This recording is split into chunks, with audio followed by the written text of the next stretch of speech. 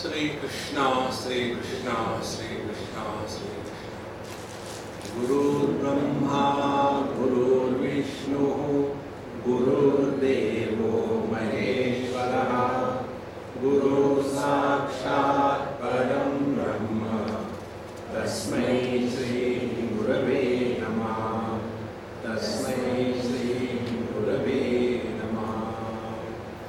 तत्व विवेकः कः आत्मा सत्यम तदन्यत् सर्वं मिथ्येति। तत्व विवेक किसको कहते हैं? तो कहते हैं कि आत्मा सत्य है, बाकी सब कुछ मिथ्या है। तो फिर सवाल आता है कि आत्मा क्या है? तो आत्मा को बताने के लिए उन्होंने बताया स्थूल सूक्ष्म कारण शरीरात् व्यतिरिक्तः। फिर उसमें प्रश्न उठता है कि स्थूल शरीर क्या है, सूक्ष्म शरीर क्या है? तो हमने कल देखा स्थूल और सूक्ष्म शरीर। अब कारण शरीरम किम, कारण शरीर क्या है, यहाँ तक हम आए। अनिर्वाच्य अनादि अविद्यारूपम शरीरद्वयस्य कारणमात्रम सत्स्वरूप अज्ञानम निर्विकल्पक रूपम यदस्ति तत् कारण शरीरम। अब यहाँ कारण शरीर के बारे में बता रहे हैं। देखो, पहले शरीर इस शब्द की परिभाषा ठीक से समझ लो तो फिर ये ठीक से समझ में आएगा। शरीर का अर्थ है शीर्यमाणत्वात् शरीरम, जो नष्ट हो सकता है, बिखर सकता है, उसको शरीर कहते हैं। शरीर का दूसरा शब्द है देह। देह उपजेये, इस धातु से ये देह शब्द बना है। माने अनेक वस्तुओं के संग्रह से जो बनता है उसको देह कहते हैं। तो जो अनेक वस्तुओं के संग्रह से बना है और जिसका डिसइंटीग्रेशन, जिसका लय हो सकता है, उसको कहते हैं शरीर और देह। इसी प्रकार से ये स्थूल देह वही है और सूक्ष्म देह ये भी उसी प्रकार से नष्ट हो जाता है, इसीलिए उसको देह या शरीर कहते हैं। और तीसरी बात, अब कारण शरीर। तो शरीर का अर्थ हमारे मन में नॉर्मली क्या आता है कि जिसको आकार हो उसको शरीर कहते हैं। लेकिन यह शरीर जो है ये टेक्निकल शब्द है, उसको उस दृष्टि से समझो तो फिर समझने में कठिनाई नहीं आएगी। कितने साधकों को यही समस्या होती है कि स्थूल शरीर तो समझ में आ जाता है और सूक्ष्म भी थोड़ा थोड़ा आ जाता है, लेकिन ये कारण शरीर, इसका आकार कैसे होगा, ये समझ में नहीं आता, क्योंकि शरीर इस शब्द का ही अर्थ समझ में नहीं आया। अच्छा, अब क्या है कारण शरीर? पहली बात, अनिर्वाच्य, जिसके बारे में कुछ बोला ही नहीं जा सकता। ये ऐसा है वैसा है ऐसा बोला ही नहीं जा सकता। कारण क्या है? कहते हैं अनादि अविद्यारूपम।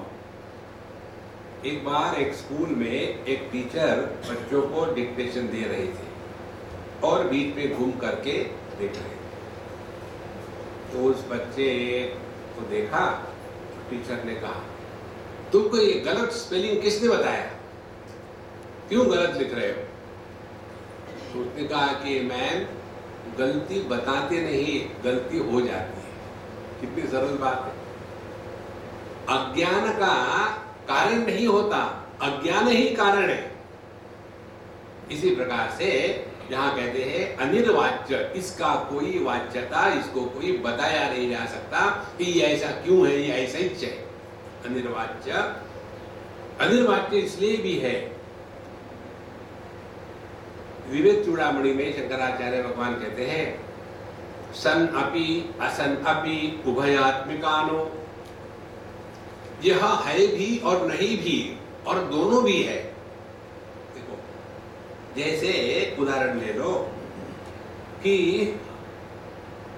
ये बड़ा सूक्ष्म उदाहरण है, ध्यान से सुनना। अग्नि की जो दाहिका शक्ति है उसको हम कैसे पहचानते हैं? लकड़ी में जो अग्नि की दाहिका शक्ति है, वह दाहिका शक्ति जब तक के प्रकट नहीं होगी तब तक के पता नहीं चलता। तो लकड़ी तो ठंडी है, तो उसमें कैसे दाहिका शक्ति होगी? अच्छा, इस लकड़ी में अग्नि प्रकट होने के पश्चात जो दाहिका शक्ति है वो भी जलाती है ये थोड़ी पता चलता है, तो फिर क्या करे, वो जो जलता हुआ कोयला है उसको अपने हाथ पर ले लो प्रसाद के रूप में, तो उससे क्या हो जाएगा कि आपके हाथ पर बढ़िया फोड़ा आ जाएगा, तो फिर आप फेंक दोगे उसको। अब वो दाहिका शक्ति, उस दाहिका शक्ति का जो कार्य है हाथ का फोड़ा, उसमें है क्या? उसमें भी नहीं है। तो कारण में भी उसका ज्ञान नहीं हो सकता। जब वो अव्यक्त है, उसका जब कार्य हो जाता है तो कार्य के साथ भी वो दाहिका शक्ति समझती नहीं। कहाँ है?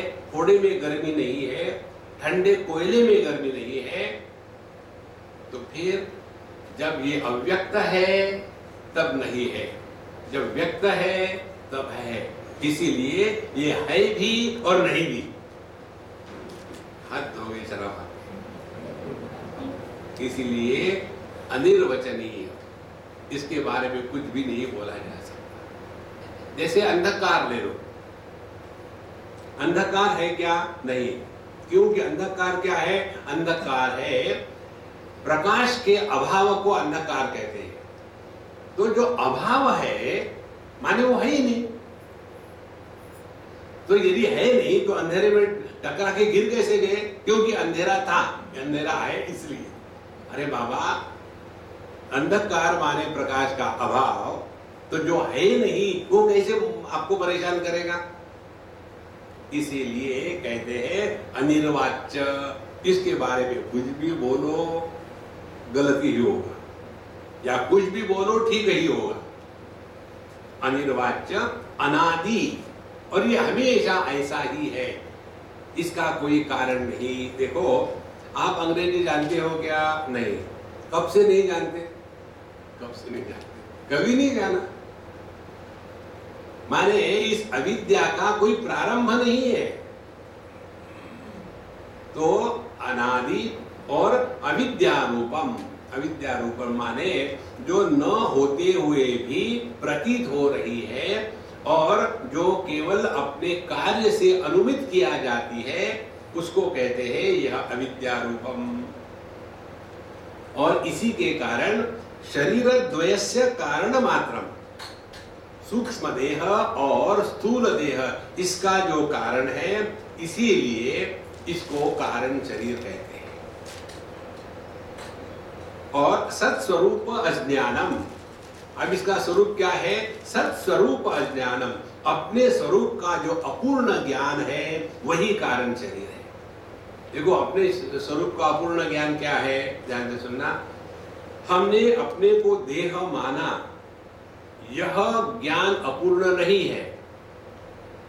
हमने केवल यही देह मैं हूं, अन्य देह मैं नहीं हूं, ये ज्ञान की अपूर्णता है। देखो, कल्पना करो, आपने समझो ये माना कि दाहिना हाथ मैं हूं, बायां हाथ मैं नहीं हूं, तो संसार शुरू हो जाएगा ना। तो हम सभी हाथ हम ही है। इसी प्रकार से केवल एक देह मैं हूं, अन्य देह मैं नहीं हूं, इसको कहते हैं अपूर्ण ज्ञान। देह मैं हूं, ये ज्ञान अपूर्ण नहीं है।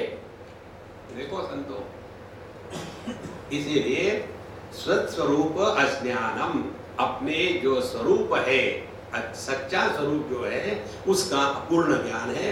और निर्विकल्पक रूपम, इसमें कोई विकल्प नहीं है किसी भी प्रकार का।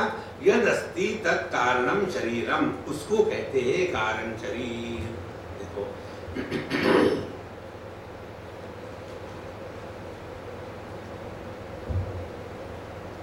तो यह जो कारण शरीर है, इसी के कारण ये स्थूल देह और सूक्ष्म देह, इसका निर्माण होता है। तो हमको क्या बताया था? आत्मा किम तर्हि, आत्मा क्या है? तो कहते हैं स्थूल सूक्ष्म कारण शरीरात् व्यतिरिक्तः सन्। तो ये तीन शरीर क्या है, ये हमको बताया। अब आगे बताया था अवस्था त्रय साक्षी सन्। अब फिर वो सवाल आता है कि अवस्था त्रय क्या होता है? हमको तो एक ही अवस्था मालूम है, शादी क्या हो गई, स्वर्गवासी हो गए, एक ही अवस्था मालूम है। यहाँ तो तीन अवस्थाएं बता रहे हैं। तो कहते हैं जागृत स्वप्न सुषुप्ति अवस्था, तीन अवस्थाएं हैं, जागृत स्वप्न सुषुप्ति। आप हर बार नया शब्द डालते हो। जागृत स्वप्न सुषुप्ति क्या है? रोना मत। हम बताते हैं, जागृत अवस्था का श्रोत्रादि ज्ञानेन्द्रियैः शब्दादि विषयैश्च ज्ञायते इति यत् सा जागृत अवस्था स्थूल शरीराभिमानी आत्मा विश्व इत्युच्यते।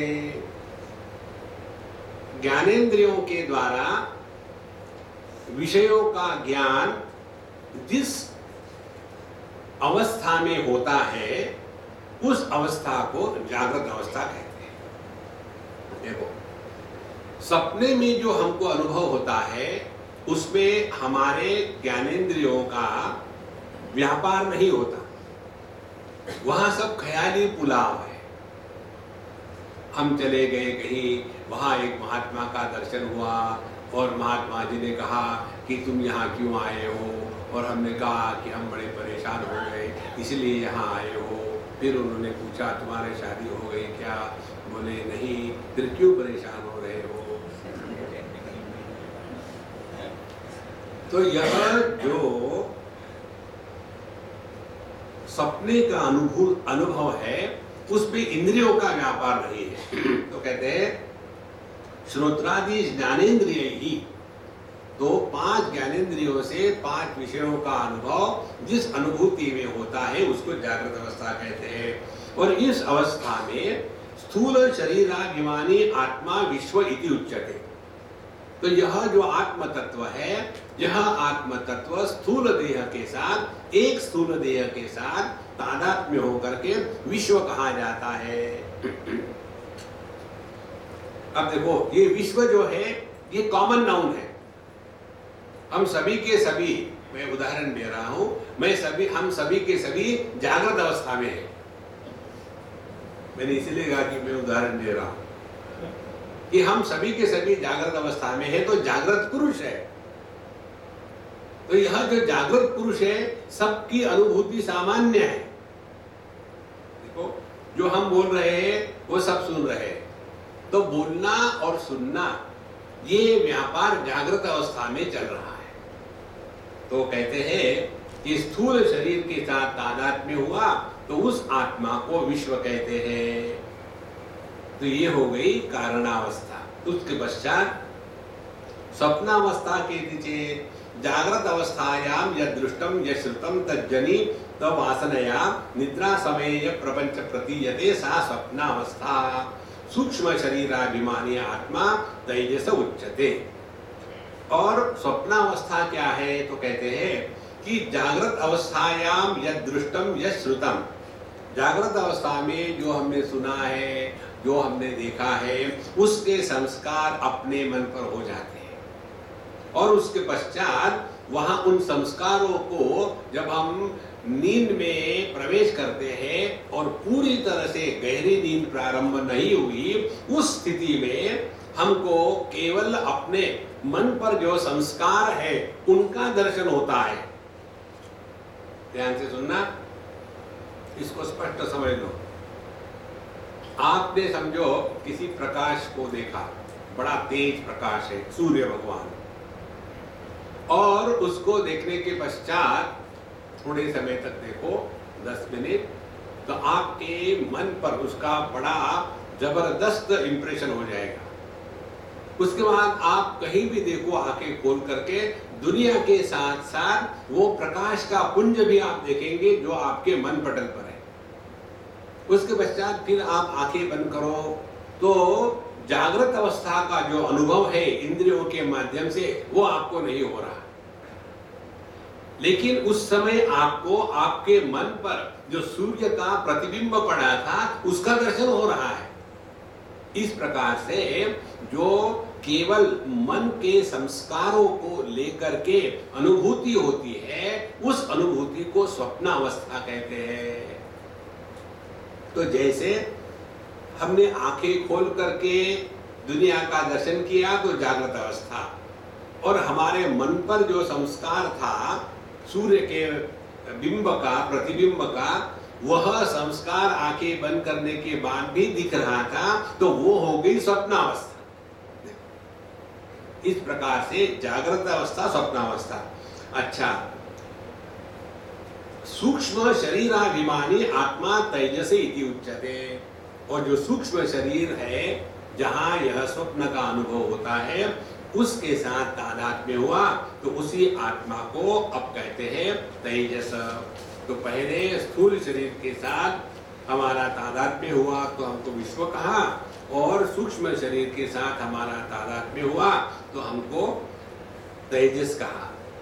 अतः सुषुप्तावस्था का, अब सुषुप्त अवस्था किसको कहते हैं? अहम किमपि न जानामि सुखेन मया निद्रा अनुभूयते इति सुषुप्ति अवस्था। सुषुप्ति अवस्था का अनुभव क्या है? अहम किमपि न जानामि, मैं कुछ भी नहीं जानता, और मया सुखेन निद्रा अनुभूयते, लेकिन मैंने निद्रा का सुख बड़ा आनंद से भोगा या भोग रहा हूं। इस प्रकार से सबके अभाव का जो सुख है, अभाव माने अज्ञान, मुझे मालूम ही नहीं, कुछ भी नहीं, ना तो अपने बारे में मालूम है, ना तो जगत के बारे में मालूम है, ना तो ईश्वर के बारे में मालूम है, ना तो साधना के बारे में मालूम है। तो सुषुप्ति अवस्था में we are in a state of utter ignorance. इसीलिए अहम किमपि न जानामि, मुझे कुछ मालूम नहीं। तो ये एक अनुभव, और दूसरा अनुभव सुखेन मया निद्रा अनुभूयते, यह हो गई सुषुप्ति अवस्था कि मैंने सुख से निद्रा का अनुभव किया। जैसे आत्मा स्थूल शरीर के साथ तादात्म्य करके विश्व हो जाता है, सूक्ष्म के साथ तादात्म्य होकर के तेजस हो जाता है, इसी प्रकार से कारण शरीराभिमानी आत्मा प्राज्ञ इति उच्यते। यह आत्म तत्व जब कारण शरीर से तादात्म्य कर लेता है, तब इसको कहते हैं प्राज्ञ। अब देखो, हमने आपको पहले दिन बताया था श्रवण, फिर मनन और फिर निधिध्यासन। ये श्रवण हो गया। अब मनन जो है, हमको अपने अनुभूतियों का विश्लेषण करना है, और फिर निधिध्यासन क्या है? उससे सीख पानी है। क्या सीख पानी है? वही आत्मा जागृत अवस्था के साथ तादात्म्य किया तो उसको विश्व कहा, वही आत्मा सूक्ष्म देह के साथ तादात्म्य किया स्वप्नावस्था में तो तेजस कहा, वही आत्मा कारण शरीर के साथ तादात्म्य किया सुषुप्ति अवस्था में तो वो हो गया प्राज्ञ। माने आत्मा तो एक ही है, तीन उपाधियों के कारण उसको तीन प्रकार से कहा गया है। देखो, तो अनुभव किसको आ रहे हैं? अनुभव आ रहे हैं विश्व को, तेजस को, प्राज्ञ को। जो आत्मा सब में सामान्य है उसको अनुभव नहीं आ रहे, वो अनुभवों को प्रकाशित कर रहा है। माने जागृत अवस्था के दुख का अनुभव आने के बाद भी उसके द्वारा यह आत्म तत्व दुखी नहीं होता, लेकिन ये जो विश्व है जागृत अवस्था अभिमानी, यह दुखी होता है। उसी प्रकार से स्वप्न का जो तेजस है, यह तेजस स्वप्न के सुख दुख के द्वारा प्रभावित होकर के सुखी दुखी होता है, लेकिन यह जागृत अवस्था का अनुभव और जागृत अवस्था को धारण करने वाला विश्व, इन तीनों का जो प्रकाशक है वह आत्मा इन तीनों से भिन्न है। ये अपना स्वरूप है। देखो, इसको हमको नित्य निरंतर याद रखना है। जो हम आपको उदाहरण देते हैं उसको जो करके छोड़ मत देना, उससे सीखना है। जैसे आदमी एक ही है, अपने पिता की उपाधि को धारण किया तो पुत्र बन गया, तो हो समझो वो हो गया विश्व। फिर अपने पत्नी को उपाधि को धारण कर दिया तो वो हो गया तेजस।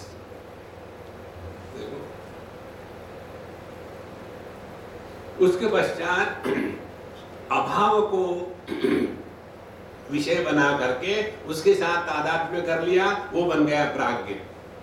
तो वो समझो हो गया अपने पुत्र का बाप। तो आदमी एक ही है, तीन उपाधियों के कारण तीन प्रकार से मानव बटा गया है, लेकिन नहीं है तो वही।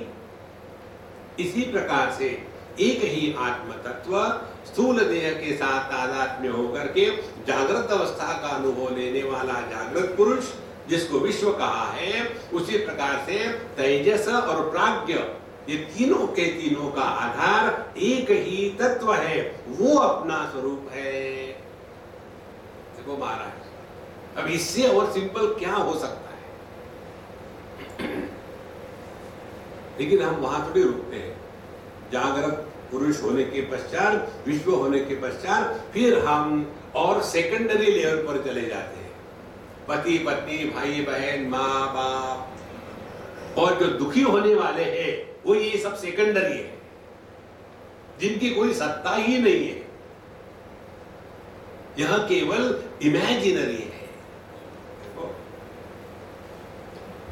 समझो किसी की बीवी सुंदर हो, गोरी हो, इंटेलिजेंट हो और समझदार हो और कभी झगड़ा नहीं करती हो, तो उसको आप क्या कहेंगे? ख्याली पुलाव। देखो ऐसा होता थोड़ी है, कल्पना मात्र है। इसी प्रकार से ये पूरी जो दुनिया है ना, ये अपना ख्याली पुलाव है, इसी में इमेजिन करके जी रहे हैं। तो इस प्रकार से तीन अवस्थाओं का जो साक्षी है वह आत्मा है। फिर आगे बताया था कि पंचकोशातीत सन, पांच कोशों के परे वो है। तो फिर पंचकोशा के तो कहते हैं अन्नमय, प्राणमय, मनोमय, विज्ञानमय, आनंदमय स्थिति।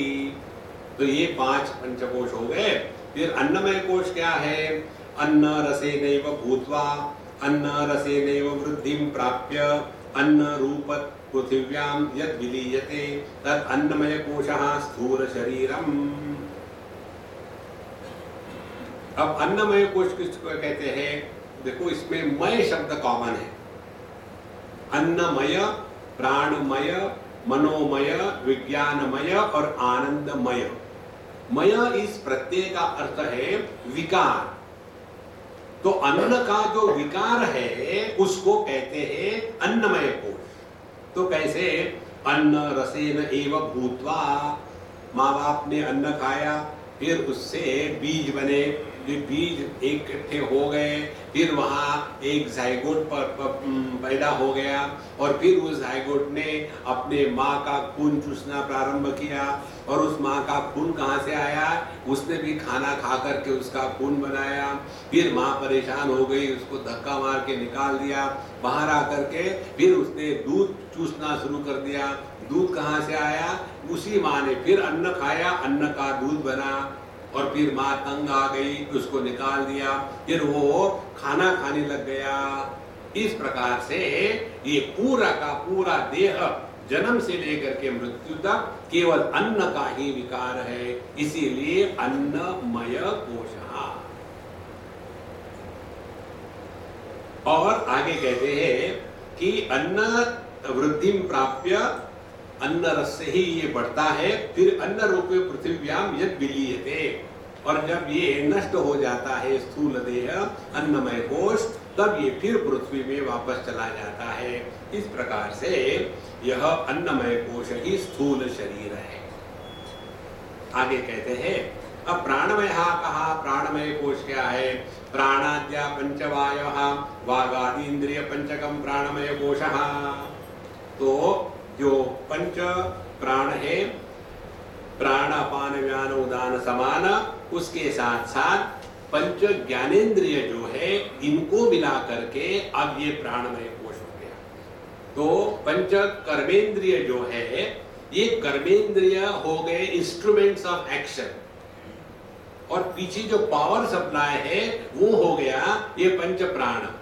तो ये पंच प्राणों के साथ ये पंच ज्ञान कर्मेंद्रिय कर्म में लग जाते हैं, इसको कहते हैं प्राणमय कोश।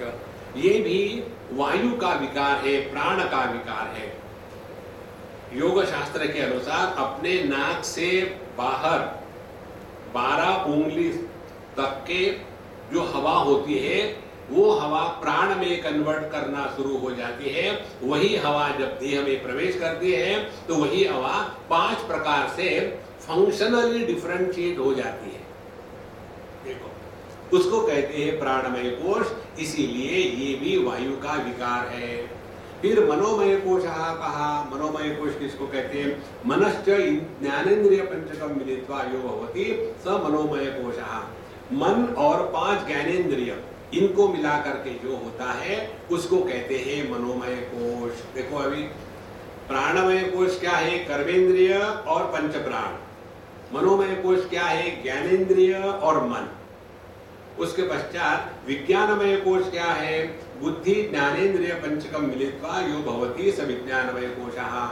विज्ञानमय कोश माने बुद्धि और पंच ज्ञानेन्द्रिय इनको मिला करके जो होता है वो हो गया विज्ञानमय कोश। उसके पश्चात आनंदमय कहा, 5वां है आनंदमय कोश। क्या है? एवमेव कारण शरीर भूत विद्यास्त मलिन सत्वम प्रियादि वृत्ति सहितम यत् सत् आनंदमय कोशः। अब आनंदमय कोश किसको कहते हैं? यही कारण शरीर है और यह अविद्यास्थ मलिन सत्वम, यहाँ तमोगुण का प्राधान्य है अंतःकरण में और इसमें प्रिया आदि वृत्ति सहितम। यहाँ 3 प्रकार के आनंद के विकार हमको समझ में आते हैं। एक है प्रिय, दूसरा है मोद, तीसरा है प्रमोद। किसी वस्तु को जब हम स्मरण करते हैं, प्रिय वस्तु का स्मरण करते हैं, तो जो खुशी है उसको कहते हैं प्रिय। उस वस्तु की उपलब्धि हो गई तो कहते हैं मोद, और उस वस्तु का भोग हो गया तो उसको कहते हैं प्रमोद। इस प्रकार से आनंद के ये 3 विकार हैं, इसीलिए इसको कहते हैं आनंदमय कोशः एतत् कोश पंचकम। अब इसको ध्यान से समझ लेना। चाहे 3 शरीर कहो, चाहे 5 कोश कहो, तात्पर्य एक ही है। जिसको अन्नमय कोश कहते हैं वही है स्थूल शरीर, जिसको आनंदमय कोश कहते हैं वही है कारण शरीर। तो फिर बचा क्या? सूक्ष्म शरीर। तो सूक्ष्म शरीर में ये 3 कोश आ जाते हैं। तो उसमें आ गया प्राणमय कोश, मनोमय कोश और विज्ञानमय कोश। जब ये सूक्ष्म शरीर इस स्थूल देह से निकल जाता है तब यह स्थूल देह एकदम मृत शव बन जाता है। तो यह जो साधना है हमारी, वो साधना इस सूक्ष्म देह पर होती है। और इसीलिए जो सिंपल साधना यही है कि स्थूल देह, अन्नमय कोश ये हमारा मकान है, प्राणमय कोश ये हमारा पावर सप्लाई है, मनोमय कोश ये हमारे मीन्स ऑफ कम्युनिकेशन है, विज्ञानमय कोश मिस्टर आई है। तो ये मैं स्थूल शरीर के साथ तादात्म्य किया तो मैं जवान, मैं बूढ़ा, मैं पुरुष, मैं स्त्री।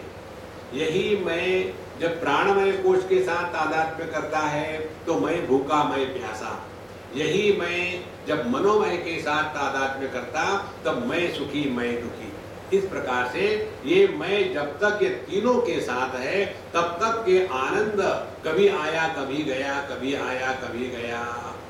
और ये जो मैं हमेशा के लिए इस आनंद में डूब जाता है तब यह ज्ञान मुद्रा कहते हैं।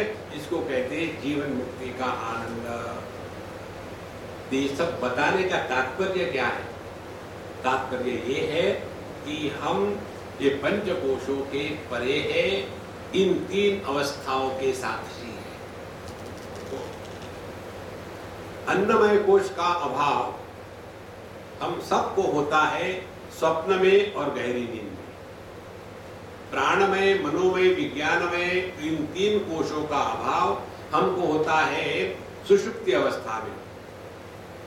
और आनंदमय कोश जो आता जाता है वो सत्य नहीं है, जो नित्य निरंतर ज्यों का त्यों है वही सत्य है।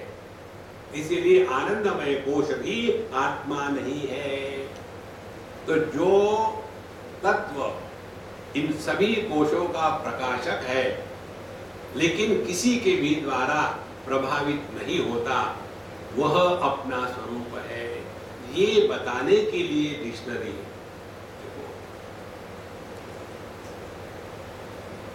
ये पुस्तक जैसा है ना, डिक्शनरी के जैसा लिखा है, तो किसी को भी डिक्शनरी पढ़ने में मजा थोड़ी आता है। लेकिन जब तक के ये बात स्पष्ट नहीं होगी, तब तक के हमारी साधना इत्यादि कल्पना ही रहेगी। अब ये हमको श्रवण हो गया, मनन हो गया, अब निधि ध्यासन क्या करना है? निधि ध्यासन यही करना है कि हम विषयों के साथ तो तादात्म्य करके नहीं बैठे, हम व्यक्तियों के साथ तो तादात्म्य करके नहीं बैठे, हम सुख दुख के साथ तो तादात्म्य करके नहीं बैठे, हम सुख की अपेक्षा तो नहीं कर रहे हैं, सुखेषु विगत स्पृहा। जितनी इस सावधानी से रहेंगे उतने हम अपने स्वरूप के पास हैं। नॉर्मली हम सावधान नहीं रहते, मैकेनिकली लाइफ चल रहा है, और ये जो मैकेनिकल लाइफस्टाइल है यही हमारे जीवन का बंधन है। इस प्रकार से एतत् कोश पंचकम। आप आगे कहते हैं मदीयम शरीरम मदीया प्राणाः मदीयम मनश्च मदीया बुद्धिर्मदीयम अज्ञानमिति स्वेनैव ज्ञायते तद्यथा मदीयत्वेन ज्ञातं कटक कुंडल गृहादिकं स्वस्मात् भिन्नं तथा पंचकोशादिकं स्वस्मात् भिन्नं मदीयत्वेन ज्ञातं आत्मा न भवति। कहते हैं मदीयम शरीरम, ये शरीर मेरा है, मदीयाः प्राणाः, ये प्राण मेरे हैं, मदीयम मनश्च, और ये मन मेरा है, मदीया बुद्धि, ये बुद्धि मेरी है, मदीयम अज्ञानम, यह अज्ञान मेरा है। इस प्रकार से हम ये पंचकोशों को मेरे हैं इस प्रकार से जानते हैं। जैसे कटक कुंडल, यह जो आभूषण है ये मेरे हैं, ये घर मेरा है। तो जो मेरा होता है वो मैं से भिन्न होता है। तो जैसे स्वस्मात् भिन्नम तया, तो जब हम इन वस्तुओं को अपने से अन्य रूप में जानते हैं, उसी प्रकार से जब हम अपने पंचकोशों को ये मेरा है जानते हैं, तो ये तो हमसे भिन्न है ही। एंड इसीलिए पंचकोशादिकम स्वस्मात् भिन्नम मदीयत्वेन ज्ञातम अतः आत्मा न भवति। और इसीलिए यह पंचकोश आत्मा नहीं हो सकते, क्योंकि यह मेरा के रूप में ग्रहण होते हैं। और इसमें कितनी सिंपल बात है, ये माइक मेरा है लेकिन मैं माइक नहीं हूं। ये देह मेरा है लेकिन मैं देह हूं। अब कौन सी इसमें समझदारी है? तो इस पर थोड़ा चिंतन की आवश्यकता है। भगवान कहते हैं भगवद गीता में, देहिनोस्मिन् यथा देहे कौमारम यौवनम जरा। ये देह में कितने विकार हो गए आज तक के। देखो पिछले बार आपको बताया था, हर 6 महीने में सांप अपनी पूरी की पूरी चमड़ी का त्याग कर देता है और वहां नई चमड़ी आ जाती है। और इसीलिए जब उसकी पुरानी चमड़ी परिपक्व हो गई तो वो कहीं कांटों में इत्यादि जाता है, जहां कोई शार्प ऑब्जेक्ट्स हो, उसमें उसकी वो चमड़ी कहीं फंस जाती है, उसमें से वो अपने आप को खींच लेता है। जैसे हम बाहर निकालते हैं अपने हाथ से या कपड़े की, इसी प्रकार से वो पूरा का पूरा सांप निकल जाता है और वहां केवल चमड़ी बची है। इसी प्रकार से हमारी भी चमड़ी नित्य निरंतर बदल रही है। तो जिस चमड़ी से हम पैदा हो गए थे वो चमड़ी ये नहीं है। जिन बालों से हम पैदा हो गए थे वो बालम निकल गए, वो नहीं रहे। जैसी जैसी ये बात समझ में आएगी ना, तो कितने परिवर्तन आ गए हैं। पहले हम 10 लड्डू खा जाते थे, अब लड्डू का चित्र भी देख लिया तो एकदम कॉन्स्टिपेशन होने लग जाता है। पहले हम ये करते थे, अब नहीं कर पाते। पहले हम जो नहीं कहा वो भी सुनते थे, अब कान में माइक भी डालो तो भी नहीं सुन पाते। तो कितना परिवर्तन हो गया। तो मय माने परिवर्तनशील, तो ये अन्नमय, प्राणमय, मनोमय, ये सब विकारी है। तो ये हम कैसे हो सकते हैं? देखो, भागवत महापुराण में बड़ी सुंदर बात कही है। हमारा स्थूल देह, जिसको अन्नमय शरीर कहते हैं, किससे बना है? अन्न से बना है। कौन सा अन्न? जो पका पकाया है। Unless you are a naturopathy victim. ये नेचुरोपैथी वाले जो होते हैं ना, वो पिछले जन्म में पशु होने चाहिए, नहीं तो इस जन्म में आकर के घास फूस खाने की बात ही नहीं कर सकते। तो वहां हम खाना पका के खाते हैं। खाना पकाने के बाद थोड़ा बचा है तो उसको रख दो, 6 घंटे के बाद वो खाना सड़ जाता है। तो वो खाना जो 4-6 घंटे के बाद सड़ जाता है, ऐसे खाने से ये देह बना है। तो ये सड़ेगा नहीं तो क्या होगा? लेकिन ऐसे लगता है कि ये हमेशा बना रहे। देखो महाराज, ये समझदारी से जीने को कहते हैं आध्यात्मिक साधना। और इस पे थोड़ा चिंतन करने की आवश्यकता है। इसी को कहते हैं निधिध्यासन। हमेशा इसी में हमको, इसी लाइन ऑफ थिंकिंग में रखना है। जैसे किसी भी वस्तु को ले लो आप, पहले वो वस्तु जितनी आकर्षक लगती है, जैसे जैसे समय बीतता है उस वस्तु के प्रति आकर्षण खत्म हो जाता है। कारण क्या है? उस वस्तु में हमारा जो आकर्षण था वो गौण था। गौण माने गुणों के कारण। कोई सुंदर है, कोई अच्छी गाती है, कोई इंटेलिजेंट है, ये केवल उदाहरण है। तो यदि वो सब बातें खत्म हो गई तो प्यार खत्म हो गया। लेकिन जो हमारा प्यार जो माँ के प्रति है वो क्यों खत्म नहीं होता? क्योंकि माँ के प्रति जो प्रेम है वो गुणों के कारण नहीं होता, वो महात्म्य के कारण होता है। माँ की महत्ता को हम जानते हैं, चाहे दिखने को वो कैसी भी हो। देखो, इसीलिए माँ बेटे के प्यार में बहुत कम गड़बड़ी होती है और लड़का लड़की के प्यार में बहुत कम समझदारी होती है। देखो, माँ बेटे का डाइवोर्स नहीं होता, लड़का लड़की का हो जाता है। इसीलिए ये गौण जो गुणों पर आधारित है, इसी में हम फंसे रहेंगे तो कभी भी तत्व का दर्शन नहीं होगा। तो जो जो वस्तु मेरी है इस रूप से ग्रहण होती है वो मैं नहीं हो सकता। फिर सवाल ये आया, हमको तो 5 ही बातें मालूम है कि अन्नमय, प्राणमय, मनोमय, विज्ञानमय, आनंदमय। अब ये 5 ही हम नहीं है तो फिर हम क्या है? सब खत्म हो गए। तो कहते हैं आत्मा तभी कहा सच्चिदानंद स्वरूप।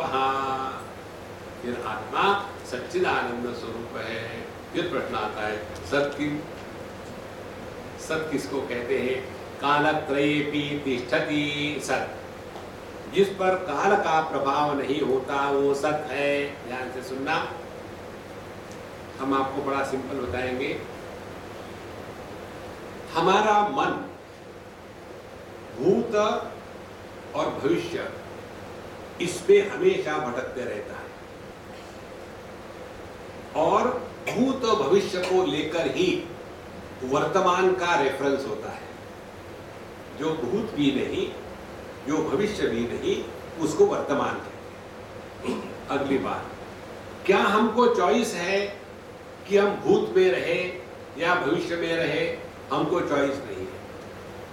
तो यदि हमने जो चॉइसलेस एग्जिस्टेंस है, भूत को त्याग दिया, भविष्य को त्याग दिया, तो जो हम है प्रेजेंट, वर्तमान, वर्तमान माने होना,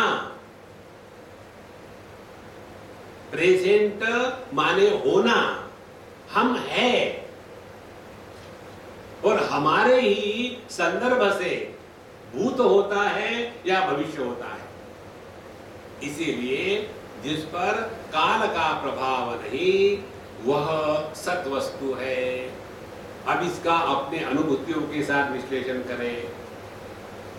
किसी को भी अपने जन्म का अनुभव नहीं आया तो ये काल में प्रारंभ नहीं हुआ। किसी को भी अपने में परिवर्तन का अनुभव नहीं आता, इसीलिए इस पर काल का प्रभाव नहीं हुआ। तो पहले काल में प्रारंभ नहीं हुआ, फिर दूसरा इसमें काल का प्रभाव नहीं हुआ, फिर तीसरी बार व्यक्ति को अपने मृत्यु का और अभाव का कभी अनुभव नहीं आता, इसीलिए इस पर यह काल में नष्ट नहीं होता। तो जो काल में प्रकट नहीं हुआ, जो काल में परिवर्तन को प्राप्त नहीं होता और जो काल में समाप्त नहीं हो जाता वह आत्म तत्व है। अब इसको करना क्या है? कुछ भी नहीं करना। अपना जो होना है उसी को पहचानना है। और ये अपना जो होना है यह ना तो ज्ञानेंद्रियों का विषय है, ना तो मन का विषय है, ना तो बुद्धि का विषय है।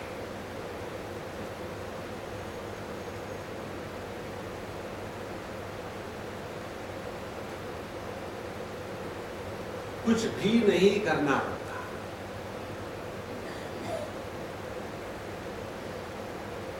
कुछ प्रयत्न नहीं है, अपने होने में प्रयत्न नहीं है। जहां प्रयत्न है वहां कर्ता पैदा हो गया, वहां परिचिन्नता हो गई। जो क्रिया से निर्माण होगा वो क्रिया के अभाव में नष्ट हो जाएगा। जैसे हमने एक पत्थर को फेंका तो ये पत्थर कब तक जाएगा? जब तक कि उस पत्थर के साथ हमारी क्रिया शक्ति जुड़ी है। जब वो खत्म हो जाएगी तो पत्थर गिर जाएगा। इसी प्रकार से हमारा जो स्वरूप है यह स्वयं सिद्ध है। तो कालत्रयेपि तिष्ठति, जो तीनों काल में जो कांतेव रहता है उसको कहते हैं सत। चित्त की, अब चित्त किसको कहते हैं? ज्ञान स्वरूप। चैतन्य या चित्त कहते हैं ज्ञान स्वरूप। ज्ञान स्वरूप का तात्पर्य है जिसमें अन्य का अभाव है। शंकराचार्य भगवान का ग्रंथ एक है, उसका ये श्लोक बहुत सिंपल और महत्व का है। चित्तम चित्त विजानीया तकार रहितम यदा। चित्त या मन चैतन्य ही है, यदि उस मन से विषयों के भ्रांति को हटा दिया। देखो, किसी बालक को पूछो, आके खटखटा रहा है, कौन है? मैं हूं। मैं माने कौन? उसने मैं हूं सत्य बताया, लेकिन हमको सत्य की सत्यमेव फेलते ना जयते। तो फिर हम क्या कहेंगे? मैं कौन है? अरे मैं डब्बू हूं। फिर ऐसे बताओ ना, माने हमको सत्य नहीं चाहिए। उसने तो बेचारे ने सच बताया था, क्योंकि मैं इसको हम किसी भी उपाधि के या प्रमाण के माध्यम से नहीं जानते। जो अनुभूति प्रमाण निरपेक्ष है उसको कहते चित्त। तो जो कालत्रयेपि तिष्ठति, जो तीनों कालों में जिस पर प्रभाव होता नहीं वह, और जो ज्ञान स्वरूप है। अब ध्यान से सुनना, क्या ये सत और चित अलग अलग है? अलग अलग होंगे तो क्या होगा? अलग होगा तो यह अनुभव एक सीक्वेंस में होगा, क्रम में होगा। मैं हूं पहली स्टेप, और मैं जानता हूं कि मैं हूं दूसरी स्टेप। लेकिन क्या हमारा अनुभव ऐसा होता है? अपना होना और जानना युगपत साइमल्टेनियसली होता है। देखो, यह जानना और होना जब एक हो जाता है तो उस अनुभूति को कहते हैं आनंद। तो ज्ञान स्वरूप, अध्यात्म में जानना और होना जब एक होता है तभी जाकर के हमारे निष्ठा पक्की है। भौतिक जगत में जानना और होना अलग अलग होता है। जैसे ये गधा है, जान लिया, लेकिन हम गधे होते नहीं। इसी प्रकार से हमने भी परमात्मा को जाना, मैंने परमात्मा को जाना। क्या जाना? मैं परमात्मा नहीं हूं। तो यह हमने केवल बौद्धिक ज्ञान ले लिया है। इसीलिए सत्किम चित्किम, जो सच्चित एक ही है, वह आनंद कहा, सुख स्वरूप। तो आनंद किसको कहते हैं? जिसमें कोई भी भेद नहीं है। ख माने आकाश, तो सु माने सुष्ठु, शुद्ध आकाश माने आनंद, जिसमें ज्ञाता ज्ञेय, भोक्ता भोग्य, कर्ता कर्म, इनका संपूर्ण अभाव है। यह जो अनडिवाइडेड अनुभूति है, उसको कहते हैं आनंद। और यही हमारा अनुभव गहरी नींद में होता है। गहरी नींद को योग के दृष्टि से समझेंगे तो प्रकृति में है। इसी गहरी नींद को वेदांत के दृष्टि से समझेंगे तो गहरी नींद में अन्य के प्रतीति का अभाव होने के कारण जो आनंद होता है वही ब्रह्मानंद है। लेकिन यदि हमारी दृष्टि जागृत स्वप्न इन दोनों अनुभूतियों के अभाव के तरफ होगी तो हम क्या कहेंगे? निद्रा किसको कहते हैं? अहम किमपि न जानामि, मैं कुछ भी नहीं जानता। कुछ भी माने क्या? जागृत स्वप्न में जो जो जानते थे वो हम नहीं जानते। तो ये हो गया प्रकृति का भाग। और फिर सुखेन मया निद्रा अनुभूयते, फिर हमने अपने निद्रा का जो सुख है उसका अनुभव किया। तो ये हो गया प्रकृति के अनुसार। लेकिन वेदांत के अनुसार जहाँ ज्ञाता ज्ञेय, भोक्ता भोग्य, ये भेद समाप्त हो जाता है, उसको कहते हैं आनंद स्वरूप, सुख स्वरूप। एवं सच्चिदानंद स्वरूपम स्वात्मानं विजानीयात्। इस प्रकार से अपने आप को पहचानो कि हम सच्चिदानंद स्वरूप है।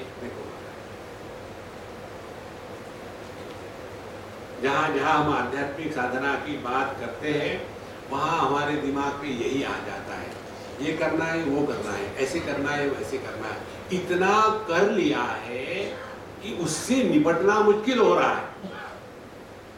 देखो, आध्यात्मिक साधना माने not doing anything, undoing all what we have done. कुछ बनना नहीं है हमको कि आजकल हम आध्यात्मिक साधक बन गए हैं तो बनावटी रहोगे। कुछ मेकअप नहीं करना है, केवल अपने अनुभूतियों के विश्लेषण से अपने आप को पहचानना है। जब रूप रंग नहीं है तो आंखों का कोई नुकसान नहीं, जब आंखें बंद है तो मन का कोई नुकसान नहीं। मन जब सो जाता है तो भी हम ज्यों के त्यों हैं। तो हमने इंद्रियों के माध्यम से विषयों को सत्ता दी, हमने मन के माध्यम से इंद्रियों को सत्ता दी, और हमने ही मन को सत्ता दी है। तो यह जो सबका अधिष्ठान है, इस पर ये जो अध्यस्त है, इसका कोई प्रभाव नहीं। इस प्रकार से सच्चिदानंद स्वरूपम स्वात्मानं विजानीयात्, अपने आप को ठीक से पहचाने महाराज। अथ चतुर्विंशति तत्वोपत्ति प्रकारम वक्ष्यामः। अभी 24 तत्व जिससे ये दुनिया बनी है, कारणात्मिका, यह हम आपको बताने जा रहे हैं। तो कहते हैं पहली बात, ब्रह्माश्रया सत्व रजस्तमो गुणात्मिका माया अस्ति। यहाँ वेदांत में और सांख्य में, योग में थोड़ा भेद है। ब्रह्माश्रया, जो ब्रह्म के आश्रय से ही रह सकती है, जिसकी स्वतंत्र सत्ता नहीं है, देखो उसको कहते हैं माया। माया अस्ति, ब्रह्माश्रया माया अस्ति। अच्छा, इस माया का स्वरूप क्या है? कहते हैं सत्व रज तमो गुणात्मिका। ये तीन गुणों का खेल है। ये तीन गुणों का निर्णय कैसे हुआ? जैसे ये संपूर्ण जो जगत है, ये जगत में तीन बातें हैं।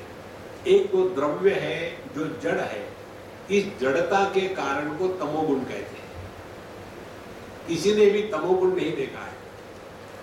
जड़ता को लेकर के तमोगुण का कारण सिद्ध होता है। फिर इस जगत में दूसरी बात है, वो है क्रिया। क्रिया का जो कारण है उसको रजोगुण कहते हैं। और फिर तीसरी बात है जगत में ज्ञान। तो ज्ञान को लेकर के उसका जो कारण है उसको कहते हैं सत्वगुण। तो कार्य से कारण की सिद्धि होती है हमेशा। देखो, तो यह जो त्रिगुणात्मिका माया है, सत्व रजस तमस, इससे युक्त जो है माया, वो ब्रह्माश्रया है, उसकी स्वतंत्र सत्ता नहीं है। एक दो बातें और समझ ले। माया का तात्पर्य क्या है? जो परमात्मा की अनंत शक्ति है, पोटेंशियलिटी, उसको माया कहते हैं। भगवान कृष्ण की जो शक्ति है उसको कहते हैं राधा रानी। भगवान राम की जो शक्ति है उसको कहते हैं सीता मैया। शिव जी की जो शक्ति है वो है पार्वती माता। इस प्रकार से तंत्र शास्त्र में इनको शक्ति के रूप में कहा गया है और वेदांत में इसी को माया के रूप में कहा गया है। लेकिन वेद और सांख्य में इसको प्रकृति के रूप में कहा गया है। मूल भेद प्रकृति, बाकी इसमें यही है कि सांख्य कहता है प्रकृति पुरुष अलग अलग है, प्रकृति पुरुष अनेक है, प्रकृति के अनुसार वो बदलते रहते हैं। तो वहां उन्होंने जीव को ही पुरुष कहा है। लेकिन हमारे यहाँ बताते हैं कि यह जो माया है प्रकृति है, अव्यक्त है और इस माया का स्वतंत्र अस्तित्व नहीं है। इसलिए ब्रह्माश्रया माया अस्ति। अच्छा, यह ब्रह्म अपने माया से अभिभूत होकर के इस जगत का निर्माण करना शुरू कर देता है। ध्यान से सुनना। एक लड़का उदाहरण के लिए छोटा सा है, तो उसमें जो प्रजनन प्रक्रिया है वो अभी प्रारंभ नहीं हुई। जब वो मैच्योर हो जाता है तब उसमें ये प्रजनन प्रक्रिया जागृत हो जाती है। तो जागृत होने के पश्चात ही वो प्रजनन प्रारंभ कर सकता है, उसके पहले नहीं। इसी प्रकार से परमात्मा या ब्रह्म अपने माया को इन्वोक जब करता है तब उसको ईश्वर कहा जाता है। जैसे आप लोग पत्रिका छापते हो ना, पहले उसका नाम है बंड्या और आप उसकी शादी होने वाली है, पत्रिका छापते हैं चिरंजीव बंडो पंत। देखो, बंड्या का बंडो पंत हो गया और पहले यूजलेस था, अब हो गया वर। तो इसमें अब ये शक्ति प्रकट हो गई। इसी प्रकार से यह परब्रह्म परमात्मा अपने माया शक्ति को इन्वोक करके जागृत करके ईश्वर बना और फिर उससे ये दुनिया प्रारंभ हो जाती है। ततः आकाश संभूतः, इस परमात्मा से यह आकाश प्रकट हुआ। फिर आकाशाद वायु, फिर वायोः तेजः, वायु से फिर तेज निर्माण हुआ। तेजसः आपः, तेज से फिर पानी निर्माण हुआ। और अद्भ्या पृथ्वी, और ये जो पानी है उससे पृथ्वी का निर्माण हुआ। इस प्रकार से इस माया से युक्त ब्रह्म से ही यह पंच महाभौतिक सृष्टि का प्रारंभ हुआ। ये कहने का था।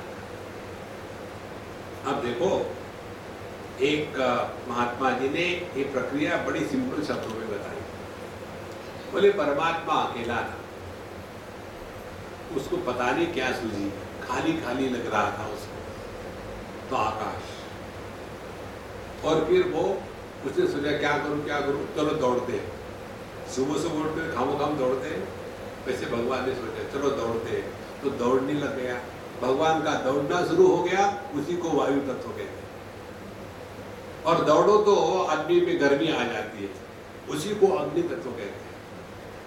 और उसके बाद पसीना आ जाता है, उसी को जल तत्व कहते हैं। और फिर पसीना सूख जाता है, उसी को पृथ्वी तत्व कहते हैं। कितनी सिंपल बात है। तो ये संपूर्ण सृष्टि परमात्मा से ही प्रकट हो गई। तो इस प्रकार से इसका सीक्वेंस है। अच्छा, एतेषां पंचतत्वानां मध्ये आकाशस्य सात्विक अंशात् श्रोत्रेन्द्रियं संभूतम्। अब ये जो 5 महाभूत है ना, इसी सीक्वेंस को याद रखना है। पहले आकाश, वायु, तेज, पानी और पृथ्वी। अब इनके ही सात्विक अंश से उसी सीक्वेंस में ज्ञानेंद्रिय पैदा होते हैं। तो कहते हैं कि एतेषां पंचतत्वानां मध्ये, ये 5 महाभूत जो है, इससे आकाशस्य सात्विक अंशात्, माने हर एक महाभूत के 3 अंश है, सात्विक अंश, राजसिक अंश और तामसिक अंश। क्योंकि ये त्रिगुणात्मिका माया से ही निर्माण हो गए हैं। तो आकाश का जो सात्विक अंश है, उससे हमारा श्रवणेन्द्रिय, श्रोत्रेंद्रिय पैदा हुआ।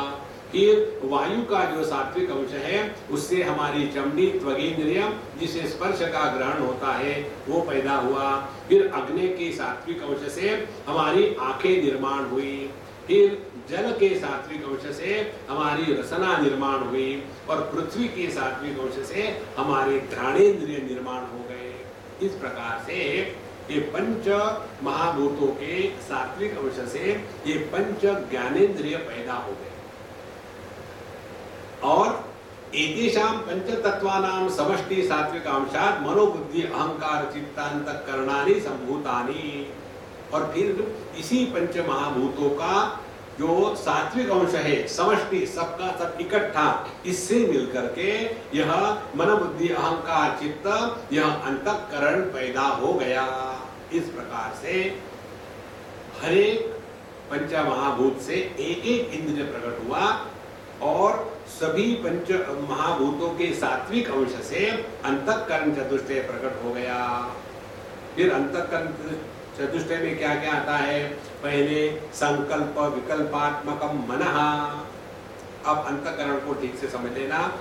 जैसे बहिष्करण है, आंखें, नाक, कान इत्यादि, इनमें 2 बातें हैं। एक तो होता है स्ट्रक्चर, दूसरा होता है फंक्शन। आंखों का स्ट्रक्चर जब खराब होता है तो फंक्शनली आंखें इंपेयर्ड हो जाती है। स्ट्रक्चर ठीक करो तो दृष्टि ठीक है। तो बाहर के जो इंद्रिय है, इसमें स्ट्रक्चरल डिफरेंसेस और फंक्शनल डिफरेंसेस। लेकिन जो अंतःकरण है, उसमें स्ट्रक्चरल डिफरेंसेस नहीं है, केवल फंक्शनल डिफरेंसेस है। देखो, जैसे आदमी और गधा, इनमें स्ट्रक्चरल डिफरेंसेस है, ऐसा कहते हैं। और पति, पुत्र, भाई, ससुर, इनमें फंक्शनल डिफरेंसेस है। आदमी तो वही है। इसी प्रकार से अंतःकरण जो है, इसमें केवल फंक्शनल डिफरेंसेस है। तो संकल्प विकल्पात्मकम मनः, जब अंतःकरण के विचारों की जो स्थिति है वो निश्चय नहीं हुआ है, संकल्प विकल्प। जैसे सुबह उठे, चलो सत्संग में जा रहे, आज नहीं जाए तो क्या फर्क पड़ता है, सीढ़ी ले लेंगे, बाद में सुन लेंगे। फिर एक करवट खाई, नहीं यार, लोग कहेंगे कि मैं बड़ा आलसी हूँ, लोगों को दिखाने के लिए तो जाना ही पड़ेगा। फिर उठ लेते हैं कि जाए चलो नहाते हैं, नहीं ऐसा करते 5 मिनट और लेट लेते, फिर आके लेते, नहीं अब तो जाना ही है। तो ये जो विचारों की स्थिति है, उसको कहते हैं मन। मन नाम की वस्तु नहीं है, विचारों की स्थिति को मन है। दूसरी बात, निश्चयात्मिका बुद्धि। फिर निश्चय कर लिया, नहीं जाएंगे तो नहीं जाएंगे, लोगों से क्या लेना है, हमको सुना है।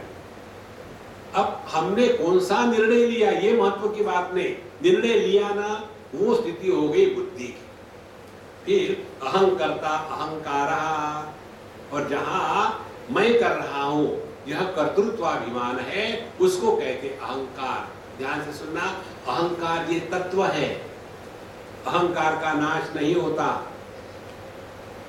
अहंकार के कारण ही हमारे पंच महाभूत इकट्ठे होकर के देह के रूप में रहते हैं। जहां अहंकार सूक्ष्म देह के साथ जीव के रूप में देह से निकल जाता है, उसके बाद ये पंच महाभूतों का बना हुआ पुतला डिसइंटीग्रेट होने लग जाता है।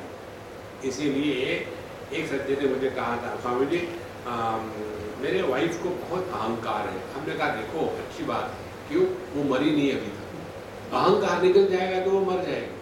बोले पहले क्यों नहीं बताया?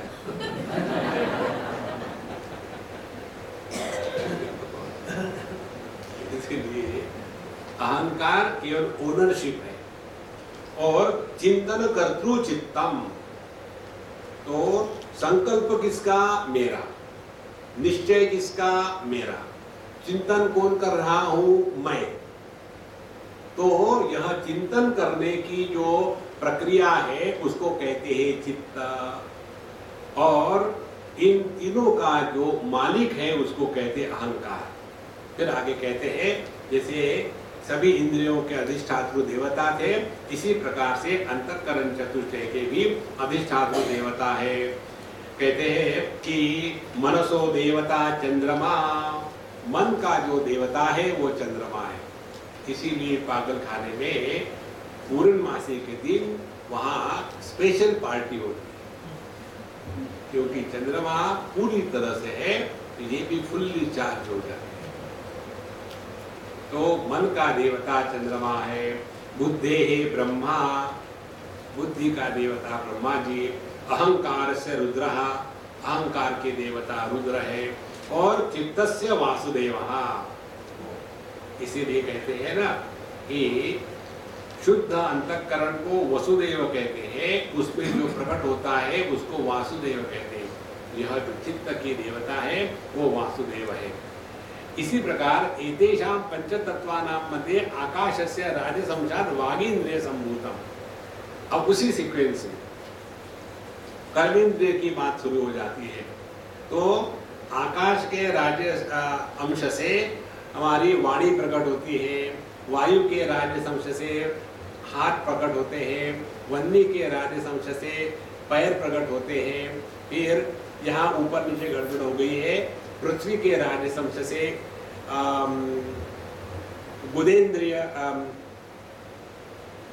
जल के राज्य अंश से गुदेंद्रिय प्रकट होता है, और पृथ्वी के राज्य अंश से उपस्थेंद्रिय प्रकट होता है। इस प्रकार से ये पंच महाभूतों से ये पांच कर्मेंद्रिय प्रकट हो गए। और एतेषां समष्टि राजसंशात् पंच प्राणा संभूताः। तो जैसे सभी के सभी सत्व गुण के द्वारा अंतःकरण चतुष्टय बनता है, तो सभी पंच महाभूतों के रजोगुण का समष्टि जो है, एकत्र जो है, उसको कहते हैं पंच प्राण। एतेषां पंच तत्वानां, अब ये जो पांच तत्व है महाभूत, इनके तमोगुण जो है, इस तमोगुण से ये जड़ सृष्टि निर्माण होती है। तो कहते हैं एतेषां पंचतत्वानां तामसंशात् पंचीकृत पंचतत्वानि भवन्ति। ध्यान से सुनना, सात्विक और राजसिक अंश जो है पंच महाभूतों का, उसमें स्थूलीकरण नहीं होता। केवल जो तामसिक अंश है उसका स्थूलीकरण होता है, जिसको पंचीकरण कहते हैं। तो पंचीकरण किसको कहते हैं? एतेषां पंचभूतानां तामस अंश स्वरूपम एकमेकं भूतम द्विधा विभज्य एकमेकम अर्धम पृथक दृष्टिं व्यवस्थाप्य अपरम अपरम अर्धम चतुर्धा विभज्य स्वार्धम अन्येषु अर्धेषु स्वभाग चतुष्टय संयोजनं कार्यम तदा पंचीकरणं भवति। इसको कोई घबराने की जरूरत नहीं, बहुत सिंपल है। पंचमहाभूत कल्पना करो, हमने उनको हाफ में डिवाइड किया। तो उदाहरण के लिए एक पंचमहाभूत आकाश, उसको हाफ डिवाइड किया, उसका जो हाफ भाग है डिवाइड के ऊपर वाला उसको वैसे रखना, और वैसे सभी पंचमहाभूतों को आधा आधा काटा। फिर जो नीचे का भाग है उसको फिर चार भागों में काटा। तो नीचे का हर एक भाग कितना होगा? 1/8, 1/8 टोटल का। अब ये जो 1/8 है, आकाश का जो नीचे के 4 भाग है, वो बाकी के पंच महाभूतों के आधा आधा भाग है, उसके साथ जोड़ दिया तो फिर गणित में पूरा हो गया। इस प्रकार से हर एक पंच महाभूत में अन्य पंच महाभूतों का अंश जब आ जाता है तब उसको पंचीकरण या स्थूलीकरण कहते हैं। और ऐसी जो स्थूलीकरण की प्रक्रिया पूरी हो गई तो इस स्थूलीकृत पंच महाभूतों से हमारा स्थूल शरीर बनता है। तो एतेभ्यः पंचीकृत पंच महाभूतेभ्यः स्थूल शरीरम भवति। इसीलिए हमको जिस प्रकार से स्थूल शरीर ग्रहण हो सकता है, उसी प्रकार से ज्ञानेंद्रिय, कर्मेंद्रिय, उनके देवता इत्यादि समझ में आना कठिन पड़ता है, क्योंकि वहां स्थूलीकरण नहीं हुआ है। तो एवं पिंड ब्रह्मांडयोः ऐक्यम संभूतम। अब इसका सबका तात्पर्य क्या निकला? तात्पर्य ये निकला कि जो कारणात्मक पंच महाभूत है उसी से व्यक्तिगत देह, इंद्रिय इत्यादि बने हैं। ध्यान से सुनना। इसीलिए ऐसे नहीं कि महात्माओं के देह पंच महाभूतों से बने हैं और जो बुरे लोग हैं उनके देह में 2.5 पंच महाभूत है। सब में एक ही है। जैसे मनुष्य का देह पंच महाभूतों से बना है और खटमलों का देह एक महाभूत से बना है, नहीं, सभी देह इन्हीं पंच महाभूतों से बने हुए हैं। इस प्रकार से जो कारण है समष्टि और जो कार्य है, कारण को कहेंगे ब्रह्मांड और कार्य को कहेंगे अंड। तो अंड ब्रह्मांडयोः ऐक्यम, यदि हमने ठीक प्रकार से विचार किया तो पता चलेगा कि हम में सब में कोई भेद नहीं है। देखो, सभी के सभी उसी पंच महाभूतों से बने हैं, सब में उसी प्रकार के विचार है, काम, क्रोध, लोभ, मोह, मद, मात्सर्य। किसी को भी ये रोग नहीं हो सकता, डॉक्टर साहब आजकल मुझे आंखों से सुनने को नहीं आता। सबको एक ही प्रकार के रोग हो गए, क्योंकि हम सब एक ही है, कोई फर्क नहीं है। इस प्रकार से जिसकी दृष्टि बदल गई है वो जगत में भेद का दर्शन करेगा, लेकिन भेद के द्वारा भेद भावना का प्रतिपादन नहीं करेगा। देखो महाराज, भेद का दर्शन करने में कोई समस्या नहीं है, लेकिन उस भेद के दर्शन के पश्चात यदि हमने भेद भावना का समर्थन किया तब जाकर के संसार शुरू हो जाता है। इसी के बाद फिर तू मैं तेरा तेरा मेरा मेरा, ये तेरा है ये मेरा है, यहां से झगड़े शुरू हो जाते हैं। एक पति पत्नी में झगड़ा हो रहा था माँ बाप को लेकर, तो लड़के ने कहा तुमको तो मेरी कोई भी बात पसंद नहीं आती। क्यों? देखो ना, मेरे माँ बाप तुमको पसंद नहीं आते, मेरे सास ससुर भी तुमको पसंद नहीं आते। हम भले मेरे सास ससुर कहे, लेकिन है तो उसके ही माँ बाप ना। तो ये जो संसार है ना, ये तेरा मेरा मेरा तेरा का चक्कर है। थोड़े ऊपर उठ जाओ इससे। कितने दिन रहना है इसमें? देखो, कहते हैं ना बड़ों से सीखना चाहिए, अपने माँ बापों से सीखो। वो सुखी है क्या? तो तुम कहां सुखी रहोगे? देखो, जैसे लोहे की बनी हुई जंजीर में सोना नहीं होता, लोहा ही होगा। दुखी माँ बाप के बच्चे सुखी कैसे? आज तक दुनिया में एक भी सुखी माँ बाप नाम का प्राणी विद्यमान नहीं, लेकिन ऐसे फंसे हैं मानो यही सब कुछ है दुनिया में। और बहुत बढ़िया चीजें हैं। ये सब होने के लिए ये फंडामेंटल्स पक्के होने चाहिए। तो फंडामेंटल्स पक्के नहीं होंगे तो लाइफ मेंटल होगी, और फंडामेंटल्स पक्के होंगे तो लाइफ फन होगी। Now you decide whether you want to make your life a fun or mental. जब लाइफ फन होगी तो आपके जीवन में आनंद आएगा, जब लाइफ मेंटल होगी तो लोगों के जीवन में आनंद आएगा, आपके जीवन में नहीं। लोगों को फ्री में तमाशा मिलेगा, लोगों को फ्री में एंटरटेन मिलेगा। सर्वभूत हिते रता नारायण। एवं पिंड ब्रह्मांडयोः ऐक्यं सम्भूतं स्थूल शरीराभिमानी जीव नामकं ब्रह्म प्रतिबिंबं भवति। स एव जीवः प्रकृत्या स्वस्मात् ईश्वरं भिन्नत्वेन जानाति। अविद्यापाधि उपाधि सन आत्मा जीव इति उच्यते, मायोपाधि सन ईश्वर इति उच्यते। एवं उपाधि भेदान जीवेश्वर भेद दृष्टि यावत् पर्यंत तिष्ठति तावत् पर्यंत जन्म वर्णादि रूप संसारो न निवर्तते। अब देखो इस पे क्या क्या बातें बताइए। स्थूल शरीर अभिमानी जीव नामकम ब्रह्म प्रतिबिंबम भवति। जीव किसको कहते हैं? परमात्मा का प्रतिबिंब सूक्ष्म देह में पड़ने के पश्चात यह सूक्ष्म देह मानो सजीव हो जाता है। इसको ऐसा समझो, एक बकेट में पानी है और